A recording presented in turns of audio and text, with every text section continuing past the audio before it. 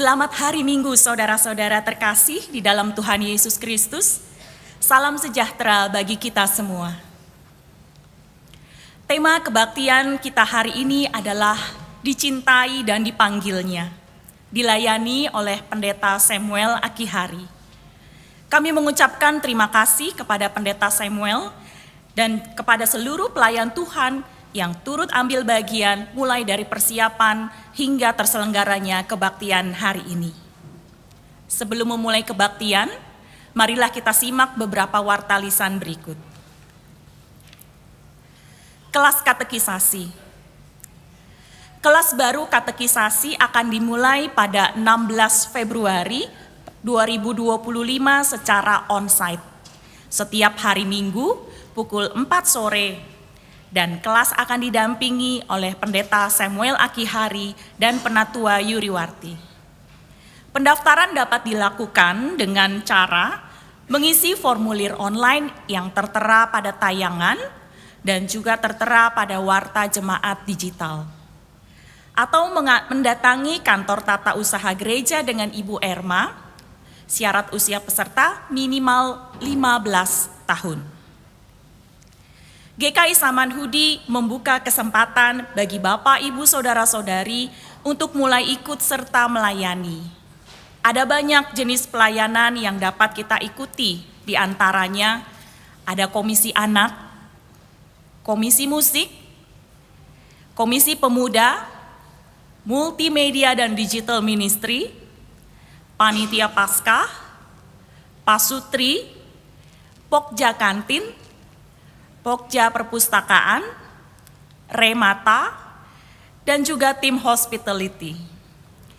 Di hall ruang kebaktian kami menempelkan poster-poster yang berisi informasi tentang jenis-jenis pelayanan ini.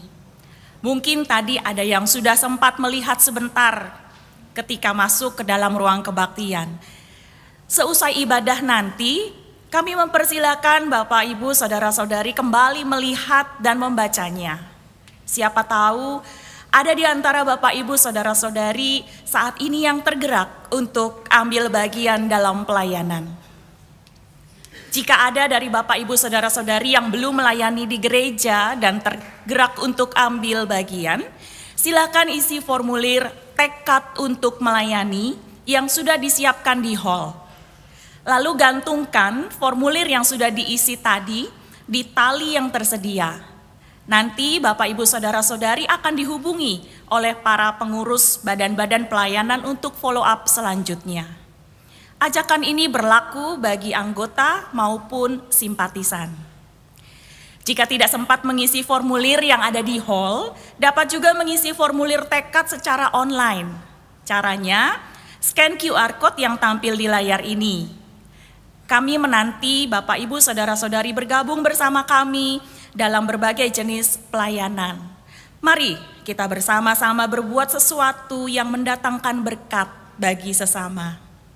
Khusus untuk komisi anak, ada beberapa pelayanan yang bisa dilakukan, yaitu 1.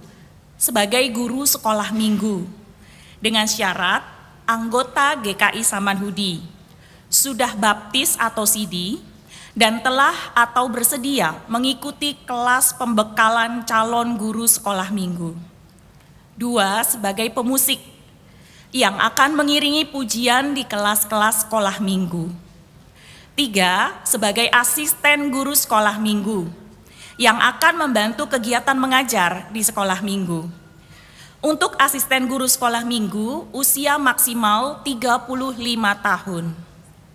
Bagi yang berminat dapat menghubungi Bapak Thomas Simon di nomor 0815 1407 4204. Bagi yang mau ikut terlibat pelayanan tetapi untuk waktu singkat berdurasi 1-2 hari saja, saat ini Panitia Paskah juga mengajak Bapak, Ibu, Saudara-saudari untuk terlibat dalam pembuatan souvenir Paskah yang diadakan di Aula Lantai 1 pada hari Sabtu, tanggal 15 dan 22 Februari, pukul 1:30 sampai pukul 5 sore.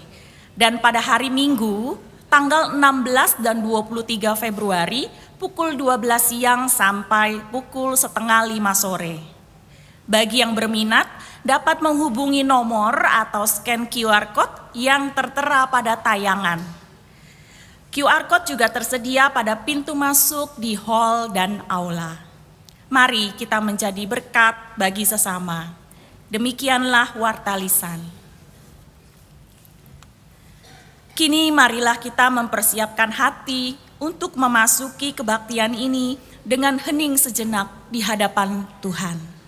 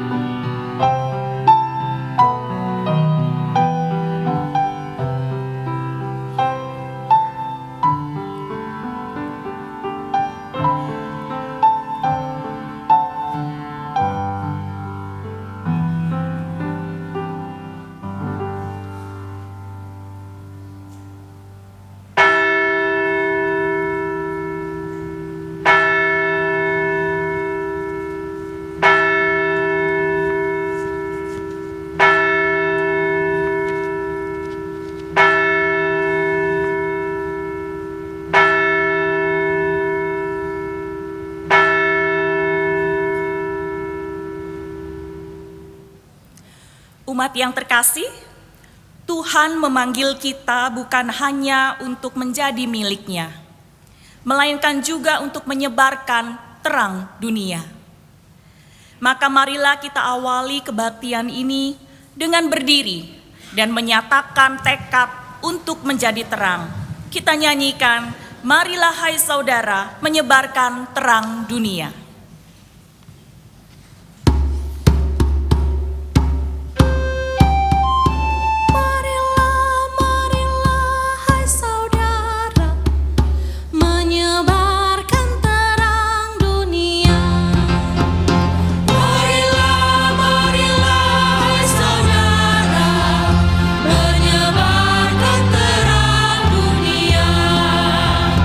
Banyak orang kemalangan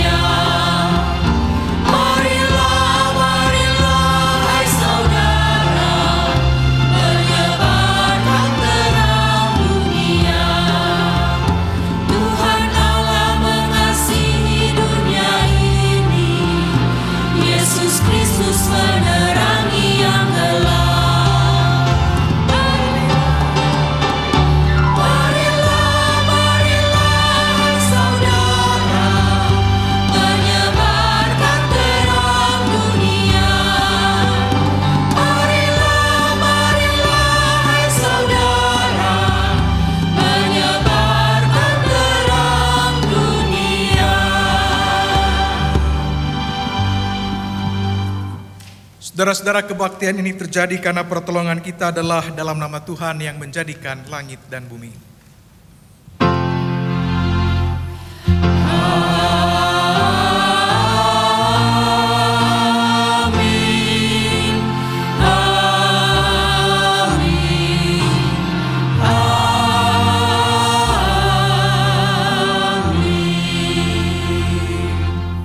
Tuhan beserta saudara. Dan beserta saudara juga. Umat yang dikasihi Tuhan, setiap orang dipanggil Tuhan dengan talenta dan karunia-Nya masing-masing. Dia ingin kita menggunakan semuanya itu untuk melayani baik di gereja maupun di luar tembok gereja.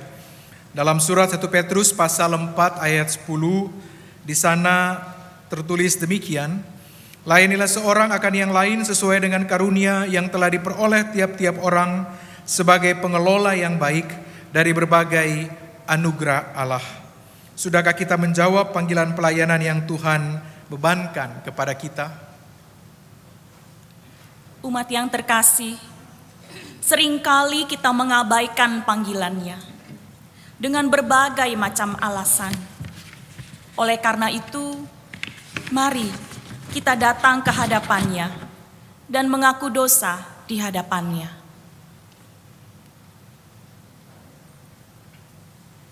Ya Allah Bapa, kami mengaku bahwa kadang kami mengabaikan, bahkan menolak menerima panggilan Tuhan untuk melayani. Kami mengajukan berbagai alasan dan tanpa sadar menyia-nyiakan waktu dan talenta yang sudah Tuhan berikan. Kadang kami merasa tidak layak melayani, padahal Engkau telah melayakkan diri kami lewat karya pengorbanan Kristus. Ya Tuhan, sudilah kiranya Engkau mengampuni kesalahan kami. Berikanlah kami semangat yang berkobar untuk melayani Engkau dan sesama dengan sepenuh hati. Ajar kami taat dalam menjalani panggilan-Mu. Di dalam nama Tuhan Yesus. Amin.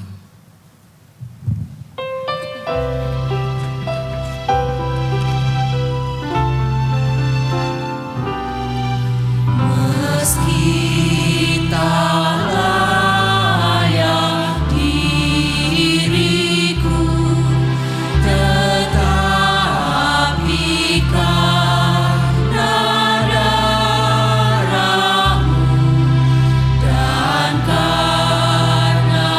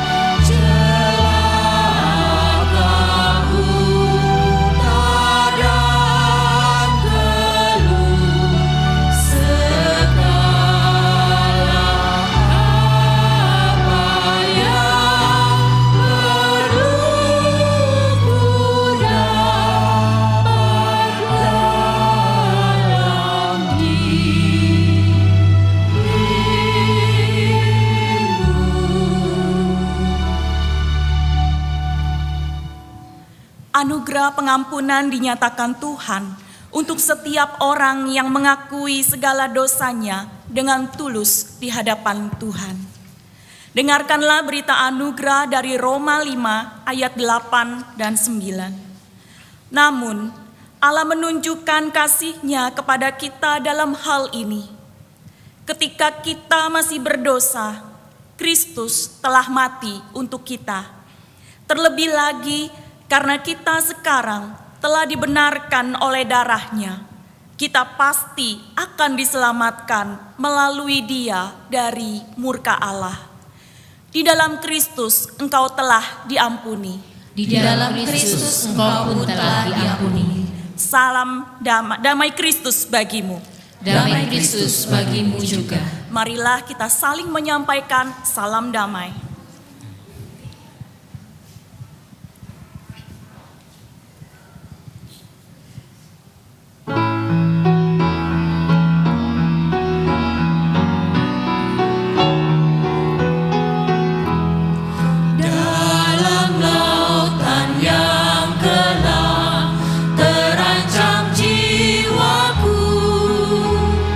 Dalam dosa tenggelam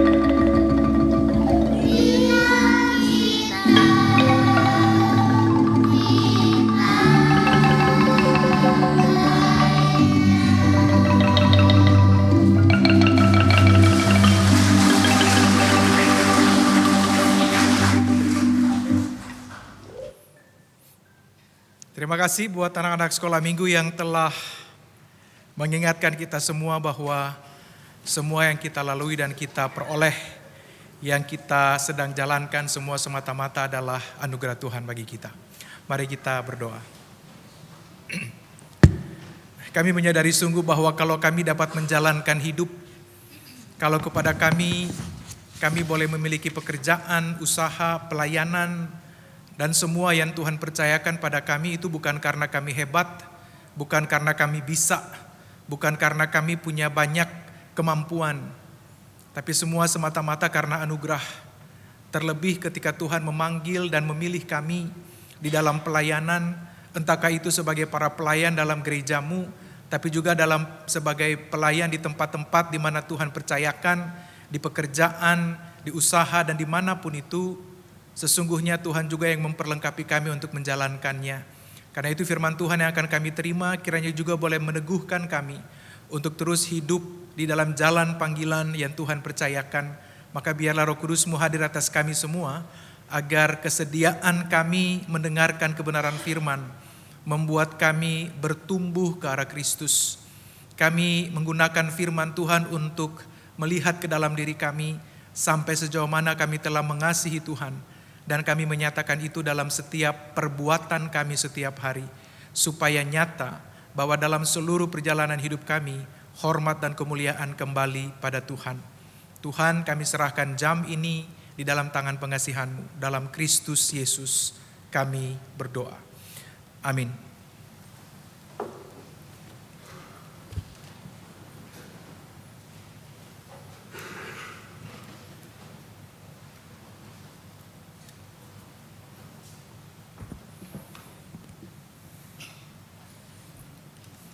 Bacaan pertama menurut Yesaya 6 ayat 1-13. Pada tahun kematian Raja Uzia, aku melihat Tuhan duduk di atas tahta yang tinggi dan menjulang. Bagian bawah jubahnya memenuhi bait suci. Para serafim berdiri di sekitarnya. Masing-masing mempunyai 6 sayap. 2 sayap untuk menutupi muka mereka, 2 sayap untuk menutupi kaki mereka, dan 2 sayap untuk melayang-layang. Mereka berseru bersahut-sahutan, Kudus, Kudus, Kuduslah Tuhan semesta alam, seluruh bumi penuh kemuliaan-Nya. Maka bergoyanglah alas ambang pintu karena suara seruan mereka, dan rumah itu pun penuh dengan asap. Lalu kataku, celaka aku binasa, sebab aku ini seorang yang najis bibir, dan aku tinggal di tengah-tengah bangsa yang najis bibir. Namun mataku telah melihat Sang Raja, Tuhan semesta alam. Lalu salah satu serafim itu terbang ke arahku. Di tangannya ada bara yang diambilnya dengan sepit dari atas mezbah. Ia menyentuhkannya pada mulutku serta berkata, lihat, bara ini telah menyentuh bibirmu, maka kesalahanmu telah disingkirkan dan dosamu telah dilenyapkan. Lalu aku mendengar suara Tuhan berkata, siapakah yang akan kuutus dan siapakah yang mau pergi untuk kita? Sahutku, ini aku, utuslah aku. Kemudian firman-Nya, pergilah dan katakanlah kepada bangsa ini, dengarlah sungguh-sungguh, tetapi kamu tidak akan mengerti. Lihatlah sungguh-sungguh, tetapi kamu tidak akan memahami. Buatlah hati bangsa ini keras, dan telinganya berat mendengar, dan matanya melekat tertutup, supaya jangan mereka melihat dengan matanya, dan mendengar dengan telinganya, dan mengerti dengan hatinya, lalu berbalik dan menjadi sembuh. Kemudian aku bertanya, sampai berapa lama ya Tuhan? Lalu jawabnya, sampai kota-kota menjadi puing tanpa penduduk, rumah-rumah tanpa penghuni, tanah terlantar dan sunyi sepi. Tuhan akan menyingkirkan manusia jauh-jauh sehingga di dalam negeri banyak tanah yang ditinggalkan. Jika di sana masih tinggal 1/10 dari mereka, mereka akan dilahap api sekali lagi, seperti pohon terbantin dan pohon besar lainnya, yang ketika ditebang hanya tersisa tunggulnya. Tunggul itu menjadi benih yang kudus. Demikianlah firman Tuhan. Syukur kepada Allah.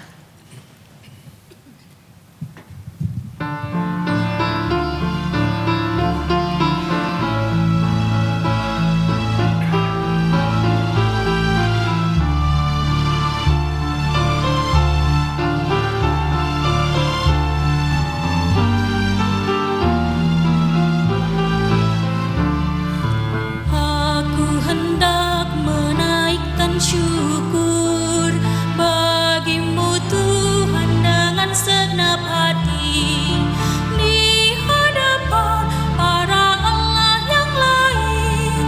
Ku kan bermazmur bagimu Tuhan.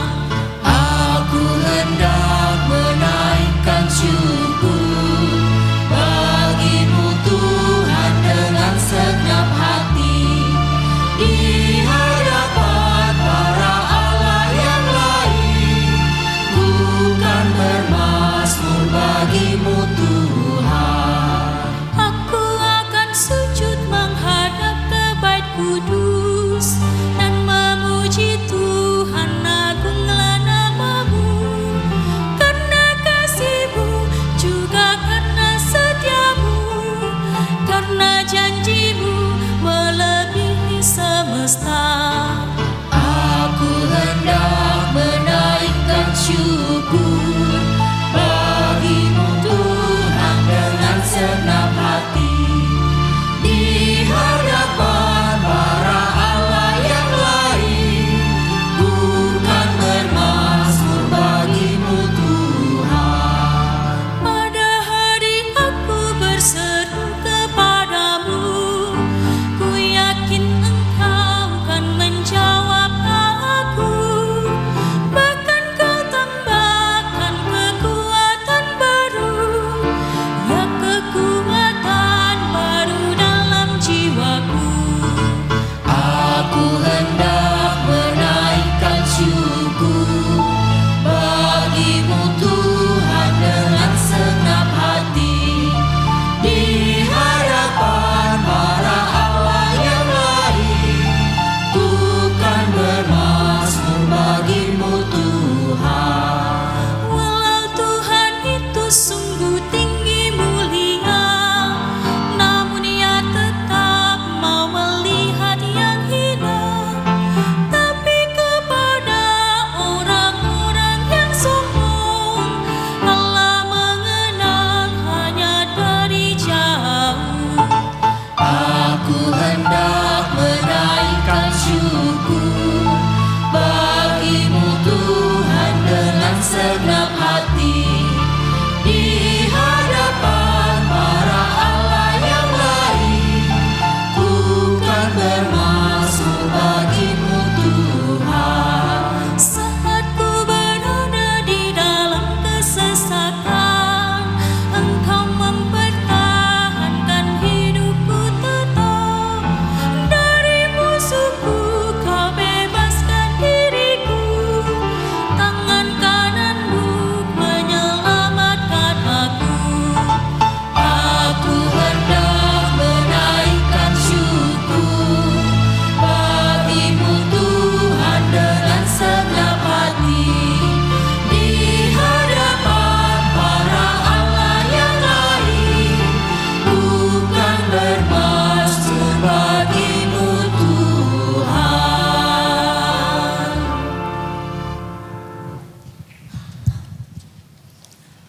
Bacaan kedua menurut 1 Korintus 15 ayat 1 sampai dengan 11.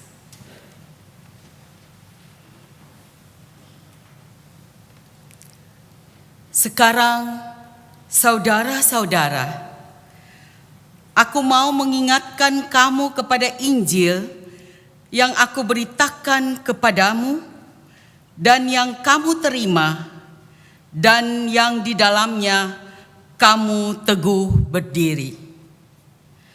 Melalui Injil itu, kamu diselamatkan seperti yang telah kuberitakan kepadamu, asal kamu teguh berpegang padanya, kecuali kalau kamu telah sia-sia saja menjadi percaya.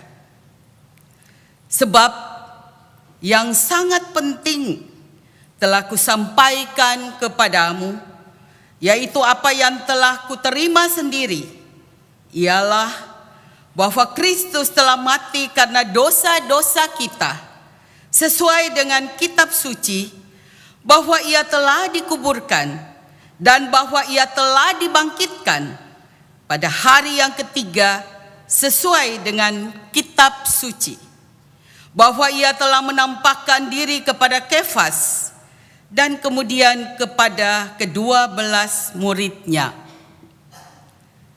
Sesudah itu, ia menampakkan diri kepada lebih dari 500 saudara sekaligus.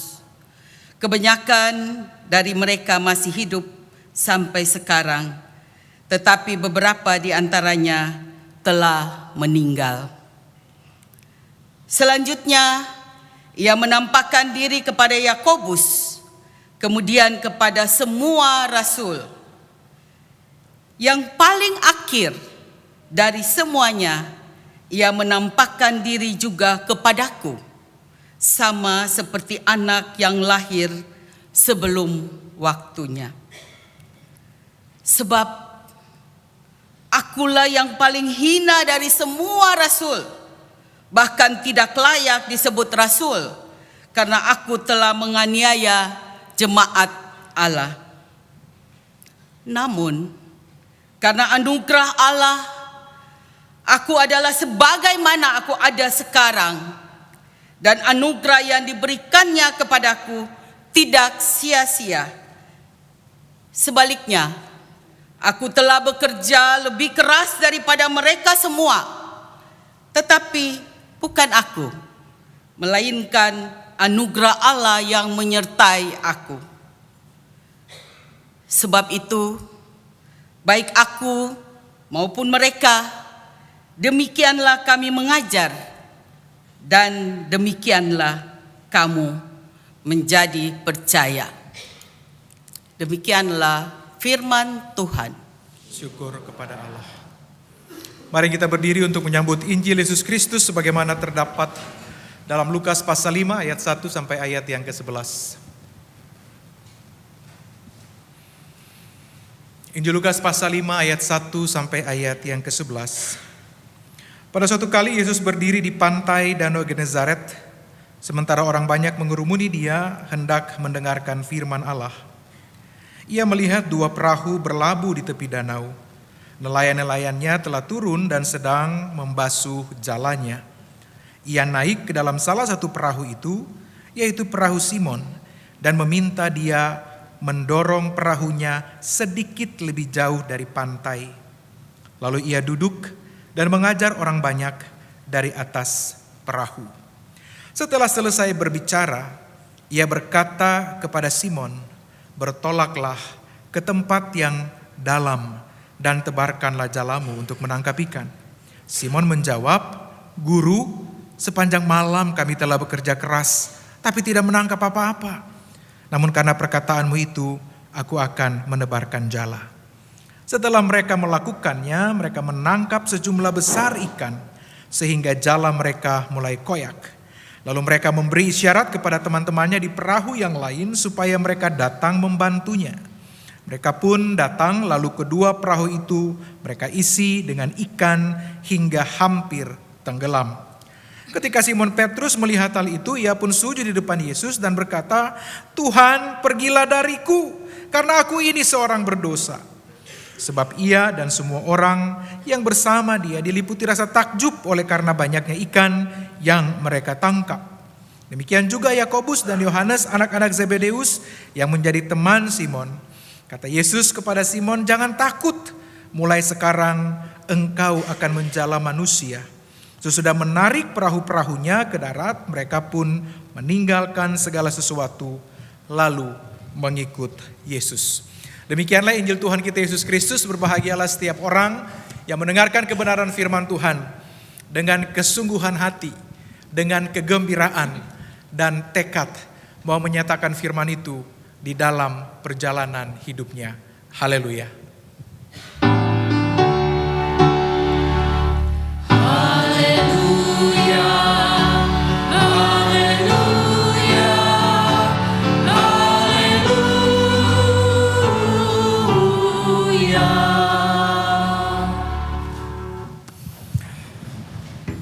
Bapak, Ibu, dan Saudara yang dikasihi Tuhan, selamat pagi dan selamat hari Minggu buat kita semua pada hari ini. Semoga saudara tetap ada dalam suasana yang hangat walaupun musim lagi dingin ya karena hujan.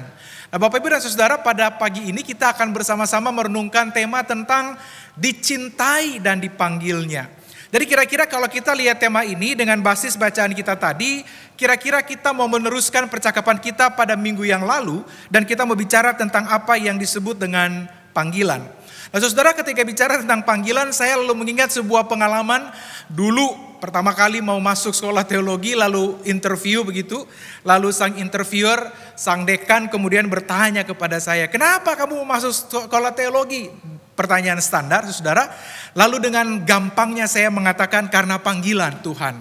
Lalu kemudian dia melanjutkan pertanyaan yang kedua, "Mana surat panggilannya?"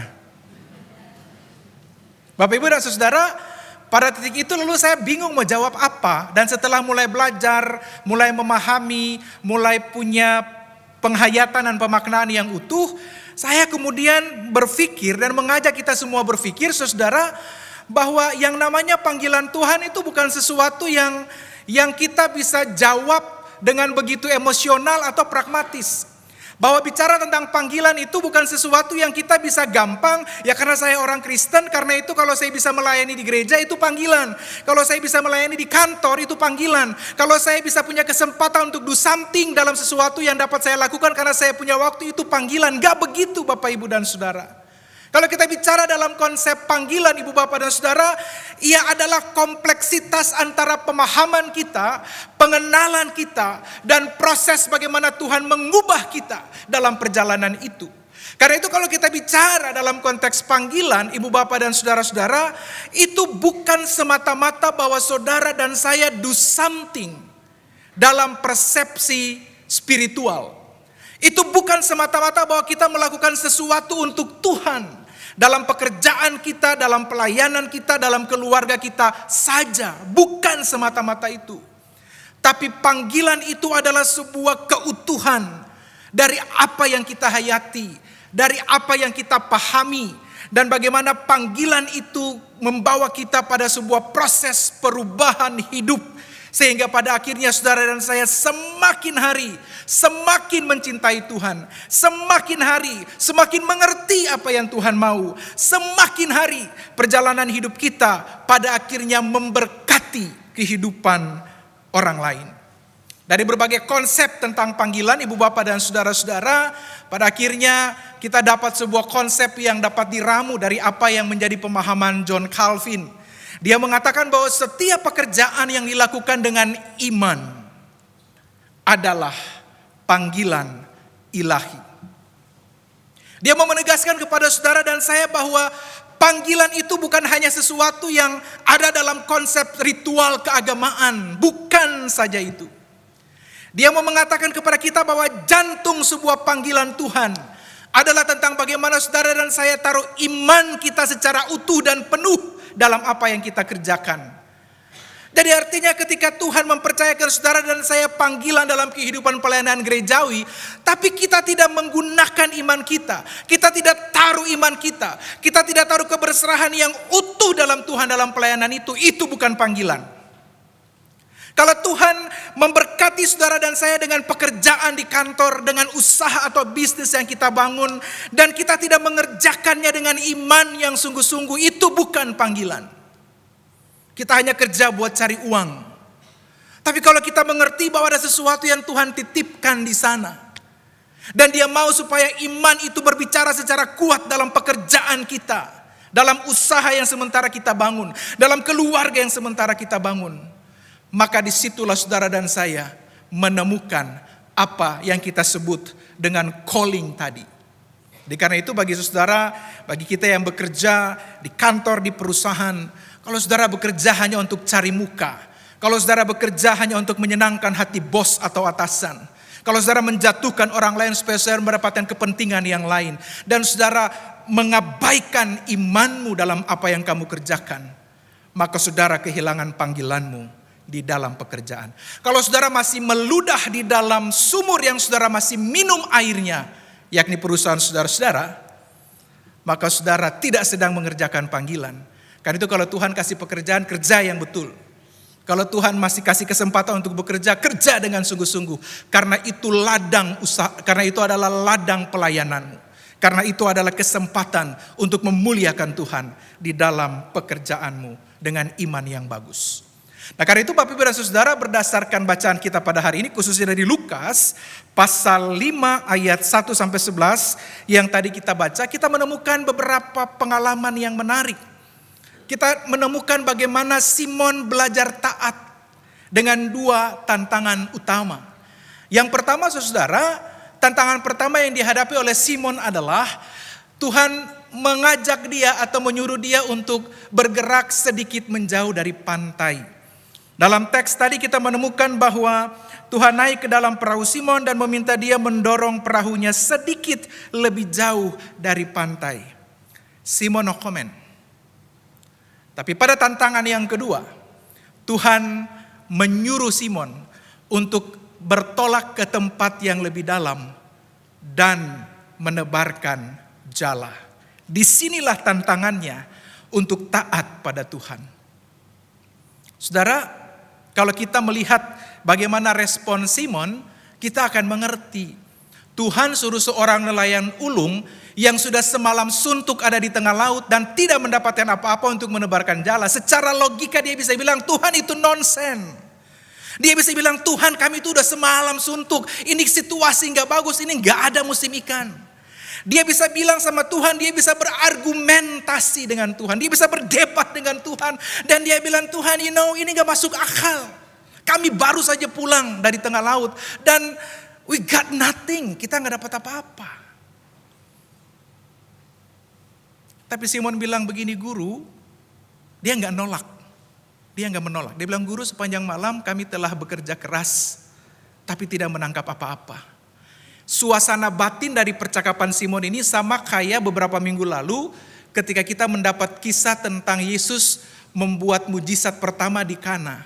Ketika anggur habis, Maria datang bilang buat Tuhan, mereka kehabisan anggur. Maria nggak minta apa-apa.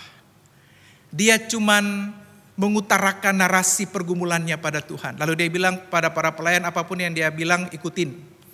Suasana ceritanya sama seperti Tuhan datang kepada orang yang 38 tahun sakit di kolam Bethesda. Lalu Tuhan tanya, maukah engkau sembuh? Jawabnya apa, saudara? Mau. Enggak. Dia enggak jawab mau. Tapi dia jawab apa, Tuhan? Waktu air kolam itu mulai goncang, aku berusaha untuk maju, masuk ke sana. Tapi begitu aku mendekati tepi kolam itu, orang lain sudah masuk mendahului aku. Dia enggak minta apa-apa dari Tuhan, padahal kesembuhan adalah kebutuhannya. Maria enggak bilang, tolong Yesus kamu bikin anggur yang banyak karena mereka kehabisan anggur, enggak. Petrus enggak bilang, Tuhan enggak begitu cara pikirnya, salah kamu Tuhan. Tapi Petrus mengatakan, namun karena perkataanmu itu, aku akan menebarkan jala. Simon sedang belajar tentang bagaimana percaya saat dia tidak dapat mengerti apapun. Dia sedang belajar beriman pada Tuhan di tengah-tengah situasi di mana Tuhan saya nggak ngerti. Karena itu saudara-saudara, pertaruhan antara percaya dan bukti selalu menjadi dialektika dalam kehidupan beriman kita. Maka Agustinus mengatakan bahwa orang seperti Petrus ya, yang butuh percaya supaya bisa memahami itu mereka. Dan saya pernah mengatakan ini di dalam satu waktu di mimbar ini, itu ada dalam kategori credo ut intelligam. Saya butuh percaya supaya saya dapat mengerti. Dari hati naik ke kepala. Saya butuh memahami, saya butuh percaya, saya butuh meyakini. Saya butuh iman supaya saya bisa mengerti apa yang Tuhan mau. Tetapi ibu bapak dan saudara, dalam hidup beriman, dalam tipikal warna spiritual, ada orang-orang yang bertolak belakang dengan kategori pertama. Ada orang-orang yang memang tipe spiritualnya adalah logis. Dan karena itu mereka butuh memahami, mereka butuh percaya. Mereka tidak mudah, apalagi kita hidup di tengah-tengah zaman skeptik, orang mempertanyakan banyak hal. Jadi karena itu orang-orang dalam kategori ini oleh Peter Abelard disebut sebagai orang-orang dengan kategori intelligo ut credam. Saya butuh mengerti, saya butuh paham supaya saya bisa percaya. Supaya saya bisa mengimani, dan karena itu tokohnya adalah Thomas. Kalau engkau butuh untuk percaya dengan cucukan jarimu, mari datang dan cucukan jarimu di bekas paku, dan setelah itu jangan engkau tidak percaya lagi, tetapi percayalah. Ibu bapak dan saudara. Tapi bukankah memang idealnya dan hakikatnya beriman pada Tuhan itu tidak membutuhkan bukti? Kita percaya, baru kita melihat bukti-bukti penyertaan Tuhan. Ketika Simon percaya pada Tuhan, dia melihat bukti penyertaan Tuhan yang mempesonakan. Semalam suntuk, bekerja sebagai nelayan ulung, nihil hasil. Tapi ketika dia taat pada Tuhan, dia dibuat terpesona oleh Tuhan. Perahu yang penuh dengan ikan, bahkan saking banyaknya sampai hampir tenggelam. Nah Bapak Ibu dan saudara-saudara, apa yang kita lihat dari teks ini saudara-saudara, ini kemudian membuat kita melihat bahwa teks ini beralih dalam konteks calling atau panggilan tadi.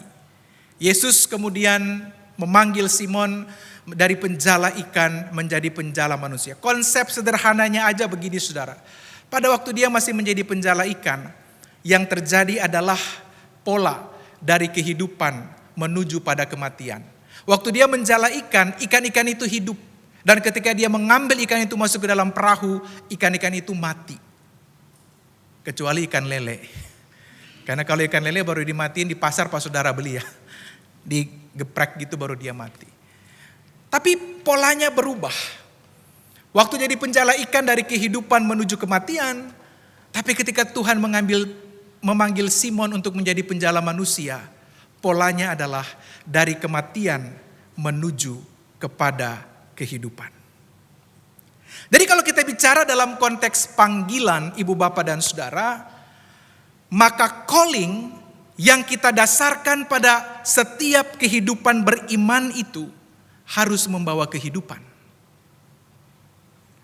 Dimanapun Tuhan tempatkan saudara dan saya, ketika kehadiran kita membawa kehidupan, di situ saudara dan saya menjalankan panggilan Allah. Tapi kalau kehidupan kita kemudian membawa pada sebuah kematian, membawa pada luka dan kepahitan, membawa pada perbantahan yang terus-menerus dalam komunitas, dalam pekerjaan, dalam persekutuan usaha yang kita bangun, maka saudara tidak sedang menjawab atau membawa panggilan Tuhan. Sebab kemungkinan besar saudara sedang berorientasi pada dirimu sendiri dan berpusat pada egomu sendiri. Karena itu Bapak Ibu dan saudara-saudara, perahu Simon menjadi sesuatu yang menarik untuk kita perhatikan. Perahu Simon itu menjadi sebuah gambaran simbolik. Dia berubah menjadi mimbar bagi Yesus. Hal biasa menjadi luar biasa. Karena itu profesi kita, talenta kita, kehidupan kita sehari-hari seharusnya bisa menjadi perahu bagi Tuhan untuk berkarya. Apa yang kita punya dalam kehidupan yang Tuhan percayakan bagi kita harus menjadi alat kesaksian untuk mewartakan kemuliaan Tuhan dalam perjalanan kehidupan kita. Nah karena itu saudara, kalau kita lihat 3 tokoh dalam bacaan lectionary kita, ada Nabi Yesaya yang kemudian Tuhan panggil, ada Paulus yang juga Tuhan panggil, dan Simon dalam teks kita, maka mereka menggambarkan kepada kita bahwa mereka datang dari latar belakang yang berbeda-beda. Yang tadi itu bukan panggilan ya Bapak Ibu, tadi suara handphone. Nah orang-orang ini, ketiga orang ini adalah orang-orang yang kemudian mereka menjawab panggilan Tuhan. Yang menariknya adalah ketika mereka dipanggil, maka konteks panggilan yang akan mereka tuju adalah sesuatu yang tidak mudah. Ketika Tuhan memanggil Yesaya, dia diutus untuk memberitakan kehancuran bagi bangsanya sendiri. Sampai kapan Tuhan? Tanyanya. Dan Tuhan mengatakan sampai semuanya hancur. Tapi di tengah-tengah situasi yang kelam itu, yang menakutkan itu, Tuhan tanya siapa yang harus kuutus? Dan dengan lantang Yesaya menjawab, utuslah aku. Ketika Tuhan menghadirkan saudara-saudara pada situasi yang rumit, dalam keluarga, dalam pekerjaan, dalam usaha dan bisnis, dalam pelayanan, Tuhan ingin supaya saudara dan saya bawa kehidupan di sana. Apakah kita siap sama seperti Yesaya dan mengatakan, utuslah aku? Atau jangan-jangan kita cari jalan lain.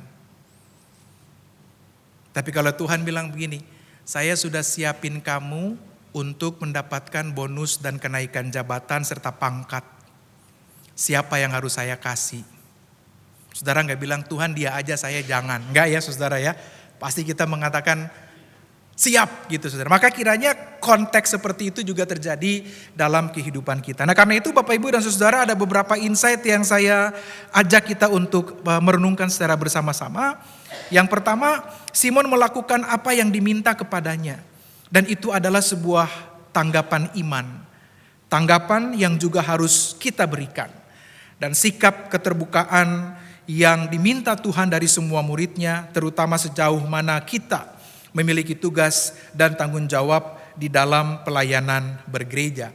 Sebagai basis atau pokok di mana kita belajar dan memulai segala sesuatu.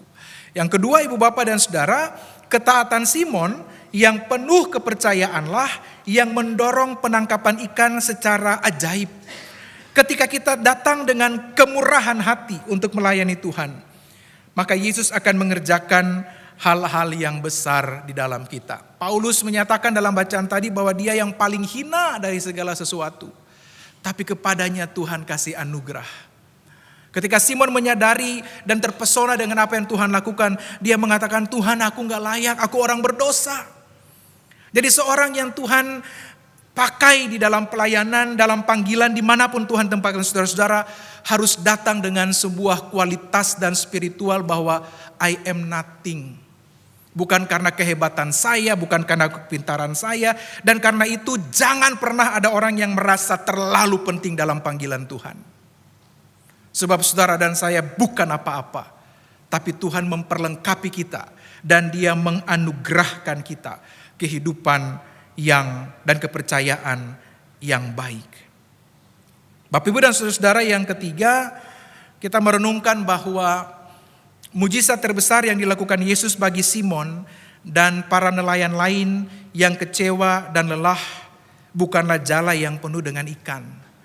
Jadi sebenarnya bukan semata-mata ikan yang banyak setelah pengalaman semalam suntuk gak dapat apa-apa. Tapi yang paling penting dari itu adalah bagaimana Tuhan menolong mereka untuk tidak menjadi korban kekecewaan dan keputusasaan saat menghadapi kegagalan. Disitulah makna yang jauh lebih mendasar dari teks kita. Jadi Tuhan menopang mereka supaya mereka terlepas dari jeratan kekecewaan dan keputusasaan karena kegagalan atau kemunduran. Jadi boleh jadi Tuhan membawa saudara dan saya pada lembah kekelaman dan bayang-bayang kematian. Boleh jadi Dia menuntun kita, mempersilahkan kita dan membiarkan kita masuk pada pengalaman-pengalaman yang menakutkan dan bahkan mungkin menyakitkan. Tapi selama saudara dan saya percaya pada Tuhan, meyakini tuntunan dan penyertaan-Nya, kita meyakini bahwa Dia akan menganugerahi kita kekuatan dan kemampuan. Nah karena itu kan saudara-saudara, konsep anugerah itu kan sesuatu yang kita gak layak tapi kita dapat. Anugerah itu kan sesuatu yang sebenarnya secara rasional udah mustahil. Tapi pada titik terakhir kita disentuh oleh kasih Tuhan. Anugerah itu ketika semalam suntuk gak dapat apa-apa. Tapi pada titik terakhir perahu mereka penuh dengan ikan, itu anugerah. Lalu yang keempat, Ibu Bapak dan saudara-saudara, kadang-kadang perjalanan iman untuk mengalami anugerah Allah itu, dia baru terjadi pada waktu saudara dan saya bertolak di tempat yang lebih dalam. Waktu tantangan pertama, Simon diminta untuk bertolak lebih jauh dari tepian, dia nggak mengalami apa-apa. Kadangkala dalam perjalanan iman dengan Tuhan, kalau saudara masih ada hanya di pinggir-pinggir pantai, saudara kadangkala nggak mengalami apa-apa. Tidak punya pengalaman iman yang terlalu membuat kita bertumbuh. Tapi anugerah Tuhan dalam perjalanan iman itu, dalam banyak pengalaman baru kita alami ketika kita bertolak ke tempat yang lebih dalam. Ketika kita berada dalam situasi yang paling kelam dan kita percaya bahwa Tuhan membersamai kita dan Tuhan tidak pernah meninggalkan kita. Nah, Bapak Ibu dan Saudara, ada sebuah kisah yang datang dari Helen Roseveare, adalah seorang dokter asal Inggris yang merasa terpanggil untuk melayani sebagai misionaris di Kongo di Afrika pada tahun 1953. Ia meninggalkan kehidupan yang nyaman dan pergi ke Kongo untuk membantu membangun rumah sakit dan melayani masyarakat yang kekurangan layanan kesehatan. Namun Bapak Ibu dan Saudara, yang menarik adalah bahwa selama perang Kongo berlangsung tahun 64 sampai 65, si Helen mengalami penderitaan yang luar biasa. Ia ditangkap, ia dipukuli, ia bahkan mengalami kekerasan fisik dan mental oleh para pemberontak. Dalam masa-masa tergelapnya, saat penderitaan itu ia hadapi, ia lalu kemudian bertanya, mempertanyakan panggilannya, dan ia bertanya pada Tuhan, Tuhan, apakah semua pengorbanan ini sepadan? Pada titik nadir yang paling rendah, pada waktu dia menyerahkan hidupnya untuk Tuhan panggil dan Tuhan pakai, dia mempertanyakan panggilan itu. Apakah pengorbanan ini sepadan? Namun dalam penderitaannya, Helen merasakan bahwa Tuhan berbicara di dalam hatinya. Dan dia merasa Tuhan berbisik, Helen, apakah aku tidak cukup bagimu? Dan saat itulah ia menyadari bahwa panggilan Tuhan tidak selalu berarti kehidupan yang mudah. Tapi kepuasan sejati ditemukan dalam penyerahan diri kepada Tuhan. Setelah dibebaskan, Helen memilih kembali ke Kongo dan terus melayani. Bahkan setelah mengalami begitu banyak penderitaan, ia kembali mendirikan rumah sakit dan melatih tenaga medis lokal untuk meneruskan pekerjaan pelayanan kesehatan. Ini yang namanya panggilan. Karena itu saudara-saudara, Helen lalu menuliskan buku berdasarkan perjalanan untuk menjawab panggilan Tuhan dengan setia. Dia menuliskan satu buku yang sangat menginspirasi, judulnya adalah Give Me This Mountain. Berikan saya gunung ini. Jadi bagi orang-orang yang telah mengalami perjumpaan dengan Tuhan, ketika mereka bertolak lebih dalam, maka gunung setinggi apapun persoalan dan pergumulan itu tidak membuat mereka gentar. Karena mereka tahu bahwa di dalam perahu mereka ada Tuhan.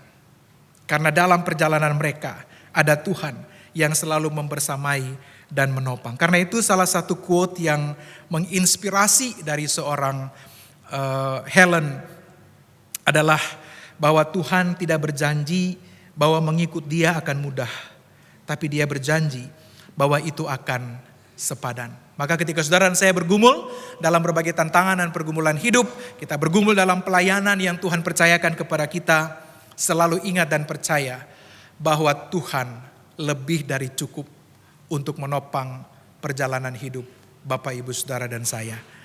Selamat menemukan panggilan saudara-saudara. Selamat bergumul untuk menajamkan apa yang Tuhan bisikan kepada saudara-saudara. Dan selamat membawa kehidupan di tengah-tengah dunia yang penuh dengan kematian ini. Tuhan menolong dan Tuhan memberkati kita. Amin.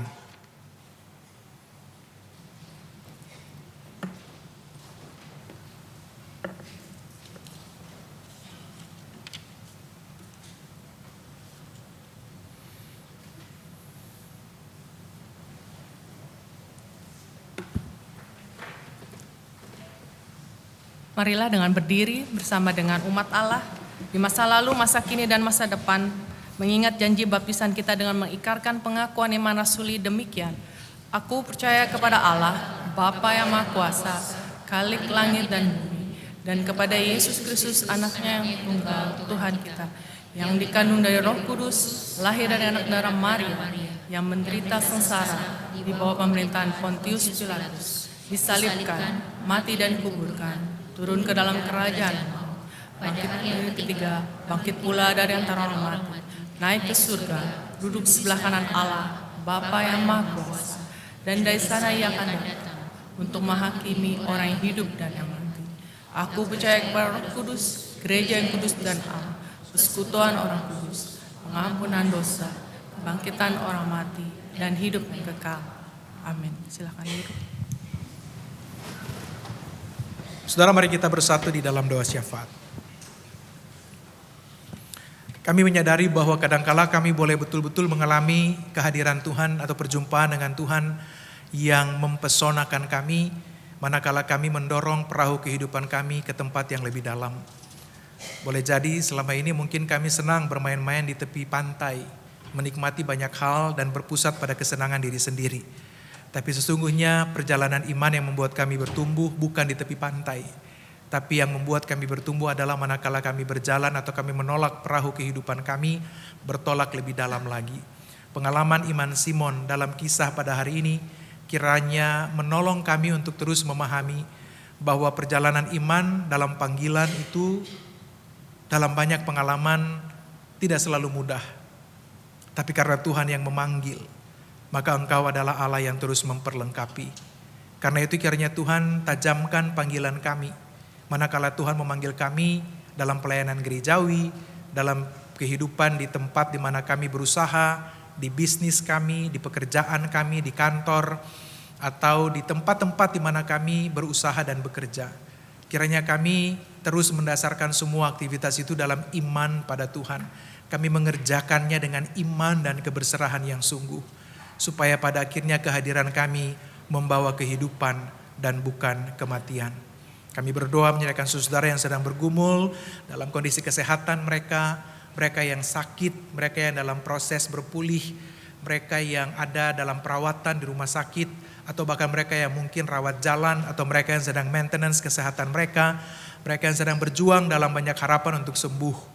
Kiranya Tuhan karuniamu hadir atas mereka, dan Tuhan juga pakai kami menjadi alat untuk membawa kegembiraan dalam kehidupan bersama. Kami mengingat mereka yang sedang berjuang di tepian kehidupan, bergumul dengan rasa takut, kehilangan, bergumul dengan kekhawatiran, bergumul dengan keadaan diri sendiri, dengan berbagai macam pikiran-pikiran yang mungkin saja membuat mereka kehilangan harapan.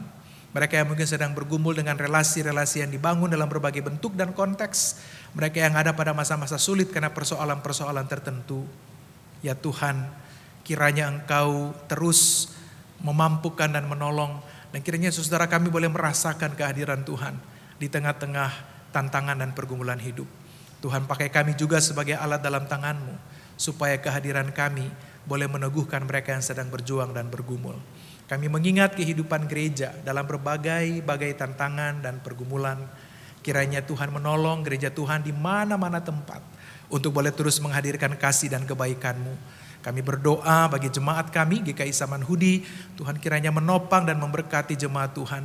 Kami terus dibuat terpesona oleh Tuhan dalam pengalaman iman bersama sebagai sebuah jemaat. Sebab itu kami selalu percaya bahwa jemaat ini adalah milik Tuhan, dan karena itu Tuhan juga yang akan memberkati dengan apa yang Tuhan pandang baik bagi kami semua. Kami semua sedang menggumuli dan sedang mengupayakan pengembangan pelayanan dalam bentuk penyediaan lahan parkir sebagai gereja yang berada di tengah-tengah kota, di pinggir jalan. Hal ini tentu menjadi sesuatu yang tidak mudah untuk kami dapatkan. Namun kami percaya sekali lagi bahwa ketika Tuhan pandang baik apa yang sedang kami upayakan dan kami mulai, maka Tuhan memberkati itu bagi kami semua. Sebab itu kami berdoa menyerahkan tiap upaya yang sementara berlangsung dan yang akan berlangsung dalam segala rencana ke depan. Tuhan berkati setiap persembahan sedulur yang boleh kami persiapkan. Kiranya itu boleh menjadi sukacita tersendiri kami sebagai bagian partisipasi kami bersama-sama dalam pelayanan ini. Kami juga berdoa kiranya Tuhan menolong majelis jemaat, Tuhan memberkati setiap mereka yang ambil bagian dalam setiap usaha dan proses ini. Biarlah kasih karunia Tuhan menolong dan memberkati. Kami serahkan perjalanan hidup kami sebagai bangsa dan negara. Tuhan memberkati juga para pemimpin kami, agar mereka boleh mengabdi dan menjalankan panggilan pengabdian mereka dengan segala baik, mengupayakan semua yang terbaik bagi kebaikan bangsa kami. Juga keadaan dunia dalam segala macam tantangan, krisis global yang terjadi di mana-mana, peperangan antar bangsa yang terjadi. Tuhan tolong kiranya supaya para pemimpin bangsa boleh terus berpikir secara waras, mengusahakan semua yang terbaik untuk membawa kebaikan bagi kehidupan bersama. Ya Tuhan, kami taruh perjalanan hidup kami di minggu yang baru. Kami mau membiarkan Tuhan menjadi bagian yang utuh dalam perahu kehidupan kami. Kami siap ketika Tuhan meminta kami bertolak ke bagian laut yang paling dalam. Dan kiranya bersama-sama dengan Tuhan, kami boleh terus dibuat terpesona dalam pengalaman iman kami. Seluruh doa dan pengharapan iman ini kiranya terjadi dalam kehendak Tuhan. Dan Tuhan topang kami untuk menerima kehendak-Mu. Karena itu kami menyatakan doa dan pengharapan iman kami hanya di dalam nama Tuhan Yesus Kristus yang telah mengajarkan kami berdoa.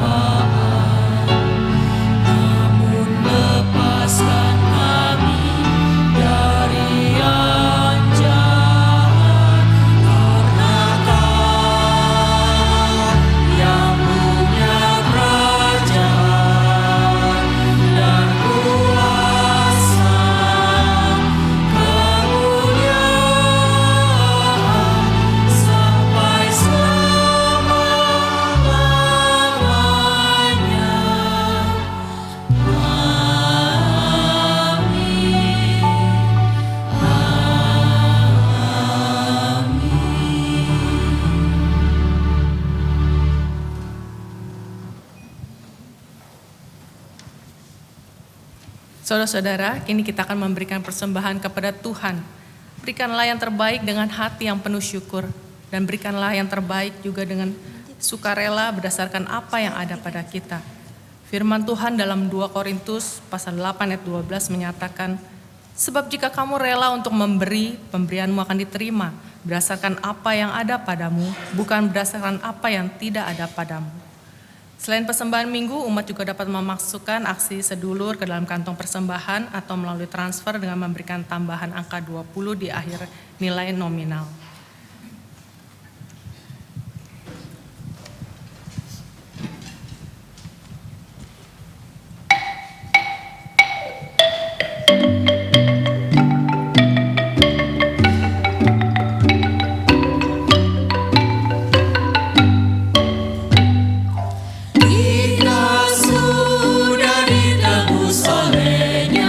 Inilah ya nilamu kalis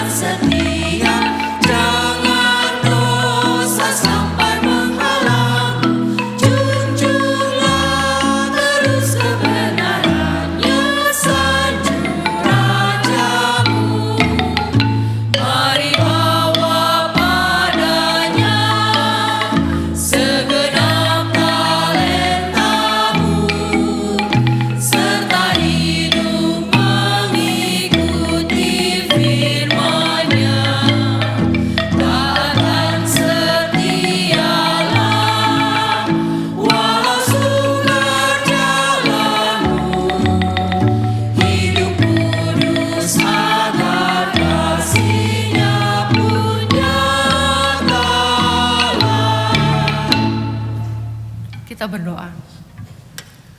Tuhan Yesus, betapa kami ingin selalu mengucap syukur atas segala bukti-bukti pemeliharaan dan penyertaan-Mu yang telah kami terima dan rasakan dalam kehidupan kami hari lepas hari. Engkau juga telah mencukupkan kami dengan apa yang kami perlukan, baik jasmani maupun rohani. Jika saat ini ya Tuhan kami membawa persembahan syukur di hadapan-Mu, terimalah dan jadikanlah kami juga, hidup kami menjadi saluran berkat bagi Engkau ya Tuhan. Hanya di dalam nama Tuhan Yesus kami mau berdoa dan mengucap syukur. Amin.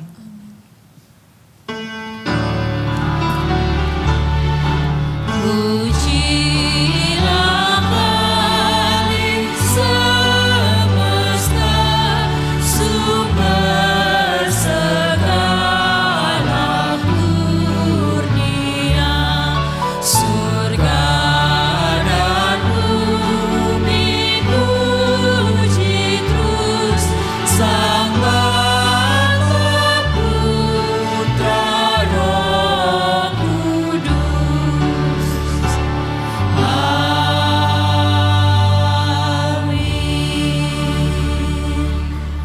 Saudara-saudara yang dikasihi Tuhan, panggilan untuk melayani Tuhan adalah sebuah berkat dan kesempatan besar. Maka marilah kita jawab panggilan itu, singkirkan perasaan tidak mampu, alasan kekurangan waktu, dan lain sebagainya. Tuhan yang mengutus kita.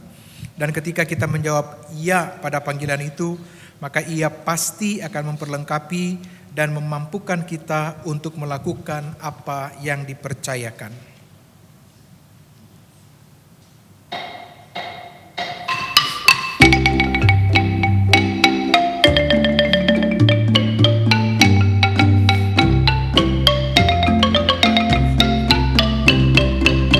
Tuhan mengutus kita ke dalam dunia, bawa berita kepada yang gelap.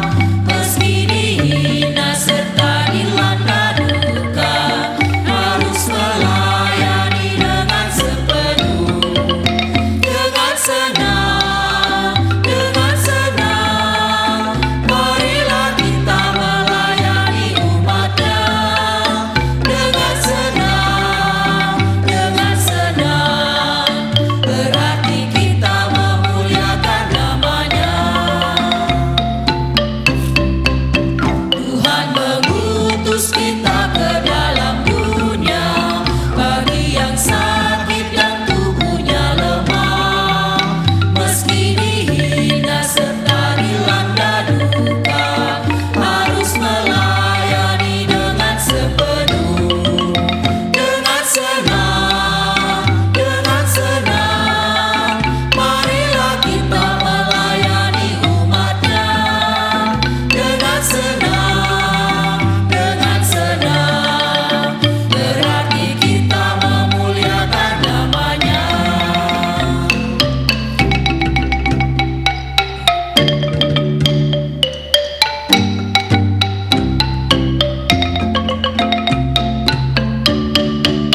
Tuhan mengutus kita ke dalam dunia untuk melawat orang berbelenggu. Meski dihina serta dilanda duka, harus melayani dengan sepenuh. Dengan senang, marilah kita melayani umat-Nya. Dengan senang, berarti kita memuliakan nama-Nya.